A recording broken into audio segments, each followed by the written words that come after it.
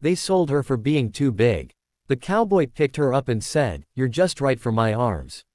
Wyatt's Crossing, Wyoming Territory, spring of 1883. The midday sun glared down on the town square, but the air was far from warm. It was sharp, mean-spirited, like the voices circling the wooden auction platform at the center of Wyatt's Crossing. People had come from nearby ranches and distant homesteads, not for cattle or horses, but for something rarer. A human auction. Not that anyone called it that aloud. Helping hands, they said. Unwanted mouths finding purpose. But everyone knew the truth. On the platform stood a girl. No, a woman. Angela, 22, tall as a doorway, shoulders broad as a fence gate. She stood barefoot on the sun-bleached planks, wrists bound loosely, chin tilted upward like it mattered. Around her, the townspeople gawked like she was some traveling oddity. Who in their right minds want that? A man cackled. She'd crush a bed in one night, another muttered.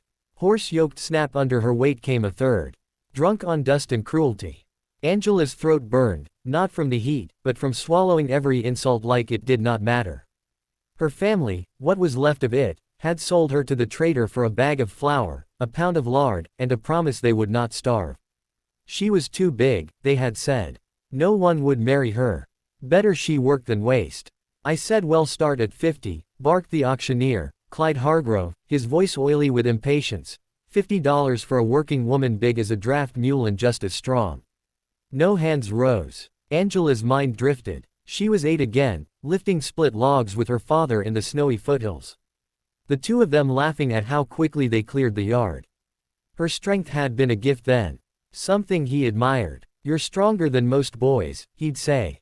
And that's nothing to be ashamed of. Yverd took him the same year their farm gave out. Harrove paced around her. 40. Come on, gentlemen. Look at her arms. She could carry 2 buckets a mile without breaking a sweat.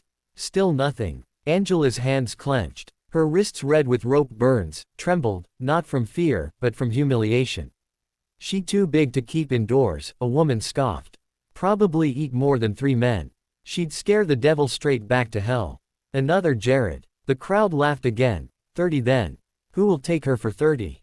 A silence fell. The kind that scraped against the bone.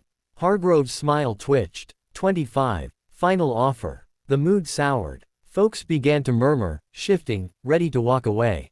Angela could feel her dignity peeling away with every second. Then footsteps measured calm, a rhythm that did not rush. A cowboy stepped through the parting crowd. Broad shoulders beneath a worn duster, hat pulled low, boots kicking up silence. Dennis Cole. Most folks only whispered his name, a man who never drank, never bragged, but whose word on land or cattle was gold. He owned no more than he needed, but no one crossed him. He walked straight to the platform and looked up. The murmurs stopped. Even Harrove froze. Angela looked down, braced for more judgment. Instead, Dennis set his hat aside, climbed the steps, and without asking, slid one arm under her knees, the other behind her back, and lifted her like she weighed nothing. Gasps rippled through the square. Angela's breath caught. She should have struggled, but the moment his arm steadied her, something unfamiliar surged through her chest. Respect. Dennis looked at the stunned crowd, then at Angela. His voice was quiet, but it carried like thunder. You're just right for my arms. The square fell silent. No one laughed. No one spoke. Even the wind seemed to hold its breath. Angela's heart pounded as he carried her down the steps, past the people who had mocked her. Not a word was said, but something had shifted. A crowd that once saw her as a joke now watched like they'd witnessed something sacred. As Dennis turned the corner of the square, the first tear escaped down Angela's cheek. Not from shame, from the simple shock of being chosen. If your heart skipped at that moment when strength met gentleness, tap the H button and help us keep these stories alive. The frontier has many tales, but few as bold as this one. The wagon creaked as it rolled out of Wyatt's Crossing. Angela sat stiffly, the rough wooden seat biting into her back. The auction still echoed. Laughter, whispers, shame. Only one voice had cut through. Dennis Cole's. He now sat beside her, silent as the horse's hooves clapped down the trail.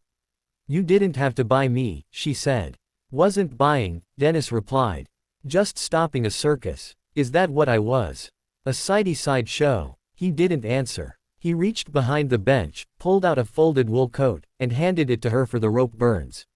She hesitated, then draped it over her shoulders. It smelled faintly of pine and saddle oil. I don't need pity. Good. I don't offer it. Silence again. Not cold, just unfinished. The trail curved through red hills and sagebrush. Mountains loomed in the distance, still crowned in snow. Angela held the coat tighter. Her wrists throbbed, but not as much as the ache behind her ribs. Back in town, she'd been sold like cattle. But next to this quiet man, she didn't know what she was.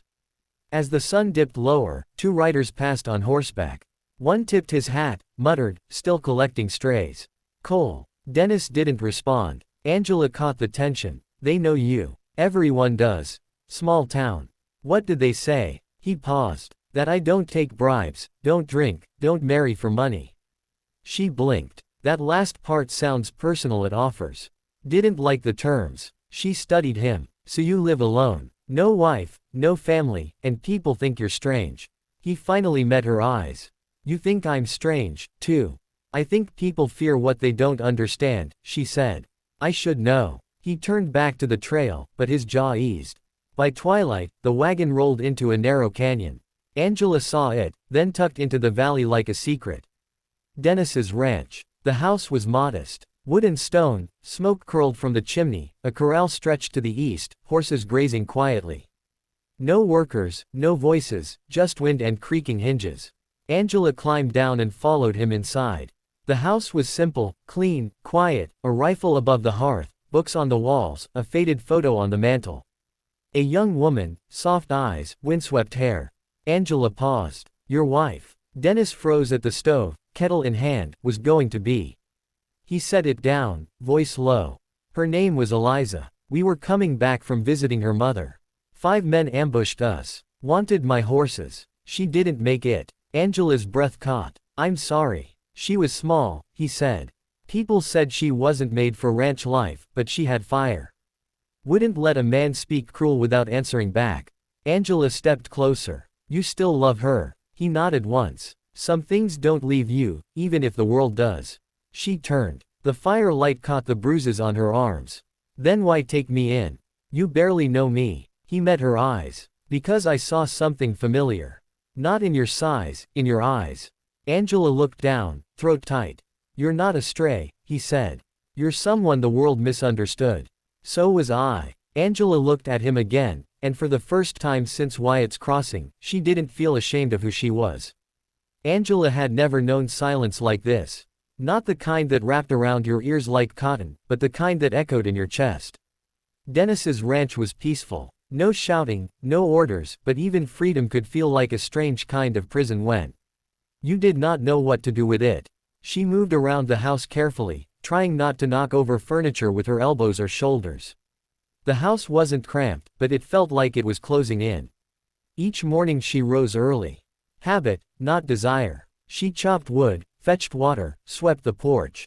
Not because Dennis asked, he never did, but because stillness made her feel useless, like she was waiting to be told what she was for. At night they ate quietly under lamplight. He'd asked how she liked her stew. She said it was fine. He offered the last biscuit. She refused. He nodded. But Dennis noticed things. One afternoon, she stepped through the front door and stopped. The frame, low enough to brush her forehead, was now taller. Dennis didn't say a word, just passed her with a shovel over his shoulder, whistling. Another day, a new chair appeared at the table, sturdier, wider, built from oak. For once, she didn't feel like she might break something by sitting. That evening, she said, "Thank you." He didn't look up. About time the house fit both of us. Angela didn't know what to say. No one had made space for her before. He didn't look at her like others did. No calculation, no pity, just clear, steady eyes like he saw her and didn't flinch. Still, trust didn't come easy. She kept her distance. He never crossed it. Sometimes she caught him watching her split logs or mend her dress, not with curiosity, but with respect, like he was learning. Surge, but the silence lingered. The wall remained. She wanted to leave. He, she suspected, wanted her to stay. That tension sat between them like a coiled rope, never pulled, never slack. Then came the night at the saloon. They rode into town for supplies. The general store had closed early, so Donnie's offered a drink. She hesitated, then agreed. Inside, the air was heavy with smoke and sweat. Laughter too loud. Boots thudded. The piano clanged out of tune. Angela tried to shrink, but there was no hiding someone like her in Wyatt's Crossing. The muttering started. He's built like a barn door. Bet she lifts the whole bed. Yours, Cole. Hope your ribs are insured. Dennis said nothing, just sipped his whiskey jaw tight. Angela stared at the floor, then a drunk, red-faced, and swaying stumbled toward her. Hey, big girl, he slurred. Bet you could toss me clear across the room, huh? She turned away. He grabbed her wrist. That was enough. Dennis was across the room in seconds. No shouting, no gun, just a firm grip on the man's wrist. He twisted it. The mug dropped. The saloon fell silent. Dennis leaned in, voice low and sharp. Touch her again, and you'll answer to me. The drunk stumbled back, clutching his arm. Even the piano player froze. Angela's chest tightened. Not from fear, but from what she saw in Dennis's face. Not anger, not pride, just calm protection. Outside walking to the wagon. She said, you didn't have to do that. He looked at her. Yes, I did. She looked away, warmth rising in her chest. At the ranch, she paused at the door. You're not like other men. Dennis met her eyes. Neither are you like other women. And for once, that didn't feel like a curse. That night, while coyotes cried in the hills, Angela sat in her new chair by the fire. Dennis across from her, two souls broken once, and maybe, just maybe, starting to mend. The days passed quietly on the ranch.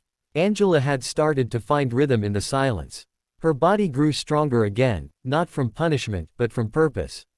She fed the horses, helped mend fences, harvested onions and turnips from the back garden. She slept easier, ate fuller. The bruises on her wrists faded. But a question still burned beneath her skin. Why did Dennis bring her here? And what else was he not saying? It was late one morning when she found herself sorting tools in the old storage barn. Dust hung thick in the air, and the scent of dry hay clung to every surface.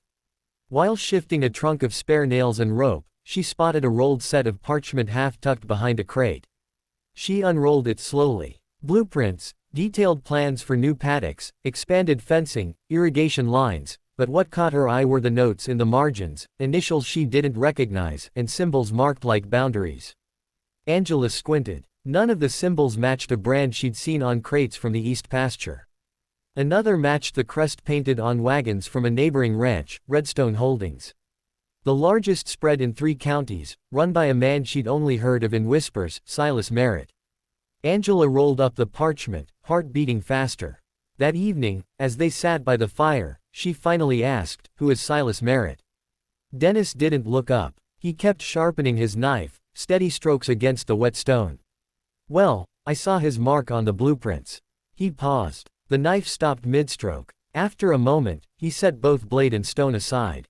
He wanted to buy this land, Dennis said. All of it 10 years back. Angela waited. I said no. So, he tried another way. Offered marriage to my fiancé, thinking I'd fold if it came with a ring and a dowry. Her chest tightened. She refused. Dennis's voice lowered. She didn't get the chance. Cabin fire. No proof. No witnesses. But the sheriff found footprints outside. Not mine. Angela felt the chill long before the fire cracked. You think it was him? I know it. Silence grew heavy between them. Only the flames spoke, licking against the stone hearth. Angela stared at her hands. Is that why you live like this alone? Dennis met her gaze. It's easier than watching people pretend justice comes when you wait for it. Angela didn't answer, but that night she dreamed of smoke, of footsteps in the dark, of wounds that never fully closed. A week later, they rode into town. Angela had come to pick up leather from the tanner, enough to repair 2 saddles. Dennis was meeting a supplier near the stockyard. He stepped into the market alley, head high, shoulders square. Then came the voices. That's her, the giant girl. Not girl, beast. They say he took her in 'cause she's strong as a mule. Or maybe it's the land he's after. A cluster of women stood outside the fabric store, their smiles sharp as hat pins. One leaned closer, eyes glinting. You married yet or just playing house for acreage? Another one snorted. She looks like a bull in a bonnet. Poor man. Must have lost his mind. Angela froze. Her grip tightened on the leather parcel. She turned to walk away, but her boot caught the edge of a step. The bundle slipped from her arms, landing with a thud. The laughter started, sharp, vicious, and then quiet bootsteps. Angela turned and saw Dennis standing between her and the women. He knelt, picked up the bundle, brushed it off like it was priceless, and placed it gently back into her arms. Then he turned to the women, voice calm but clear. "These are not hands for shame," he said. "These are hands that build, that save." The silence that followed was thunderous. Not a word from the group. Not even a breath. He looked back at Angela. "You ready to go?" She nodded. They walked away. No more laughter followed them. And for the first time in years, Angela felt something new bloom in her chest. Not pride, not defiance, something quieter, belonging. The wind carried whispers like wildfire through the dusty town of Grzes Hollow. They started small, murmurs behind closed doors, sideways glances at the market, but by the end of the week, the rumors had grown teeth. "They say she's cursed," one voice said. "Brings misfortune wherever she goes," said another. "Big as a barn and twice as dangerous." Angela heard it all. Each word felt like grit under her skin. At first, she ignored them, stared straight ahead, and kept to her work. But when she walked through town with Dennis to pick up supplies, she could feel the way the street shifted around her. Conversations halted. Eyes lingered too long. Mothers pulled their children closer. She didn't need Dennis to tell her who was behind it. Randall Hayes, wealthy, ruthless, and always 2 steps behind morality. The man had tried to buy Dennis's land, his reputation, and once his heart through the hand of a woman who was now gone. Failing that, Randall now turned to fear and fire to destroy what he could not own. Angela stared out at the hills beyond the ranch that night, her jaw tight, arms folded across her chest. The moon glinted off the iron horseshoe she had just finished shaping. She was good at this, building, fixing, making things last, but she wasn't sure she could fix the storm headed their way.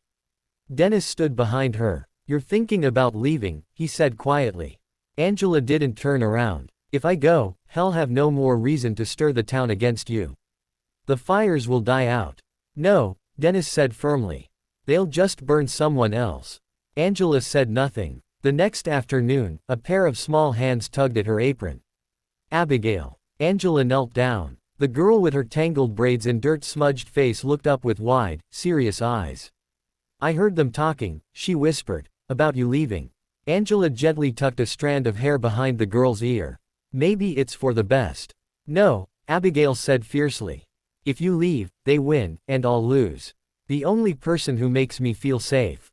Angela froze, the words cut deeper than Randall's rumors ever could. She had spent so long thinking she was too much, too big, too loud, too strong.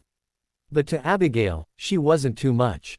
She was enough. She was protection. And that night, the flames came.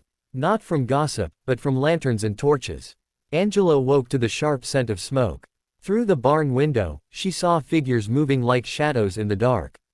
5, maybe 6 men tearing down fencing, spooking the horses. She ran barefoot into the cold, grabbing a pitchfork, heart thundering.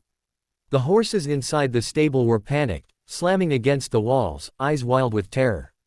One bolt could kill them or her. But Angela didn't hesitate. She flung open the gate and stood between the terrified herd and the open night. "Easy," she whispered, spreading her arms wide. "It's all right. I'm not letting them touch you." A man lunged toward her from the shadows. Before he could reach her, another figure tackled him from the side. Dennis. And then came others, townspeople, men and women Angela barely knew. Some held tools, others came empty-handed, but not empty-hearted. They had come running, not from fear, but for her. The standoff broke into chaos, fists flying, men shouting, but no one laid a hand on Angela. The townspeople surrounded her, shoulder to shoulder, until the last of Randall's men fled. Silence settled like dust after a storm. Angela stood still, sweat mingling with the chill of the night, hair wild around her shoulders. Dennis stepped forward, his face bruised, his shirt torn, but his eyes only on her. Without a word, he wrapped his arms around her, tight, sure, warm. "She's not too big," Dennis said loudly, turning to face the crowd. "She's the reason we're still standing." No one spoke. Then someone, maybe Abigail's father, nodded. Another man removed his hat. A woman stepped forward and touched Angela's arm gently, respectfully. And just like that, something shifted. Not in Angela, not in Dennis, but in the town. The fire had long been extinguished, but the heat of it lingered in Angela's bones. In the silence that followed the standoff, Dennis stood beside her beneath the stars. His face was turned to the hills where the wind carried only dust and old ghosts. Angela broke the stillness. "Tell me." Dennis didn't ask what she meant. He simply nodded, eyes heavy. "It was 3 years ago," he said, voice low. "Randall came to me with an offer. Said he wanted to buy the ranch. Said if I didn't sell, he'd find another way to take it." Angela folded her arms, jaw tense. "I didn't take him seriously until he started showing up wherever Claire went, whispering to her, offering her a better life, more money, more peace." "Claire?" Angela asked. "My fiancé," Dennis said. "She wanted to stay. She believed we could outlast him. But one night, the barn went up in flames. She was inside." Angela's chest tightened. "You think he did it?" "I know he did," Dennis said, eyes hard. "But the sheriff said it was lightning. Freak accident they called it." Randall's hands stayed clean. A heavy silence settled between them. "Ange,"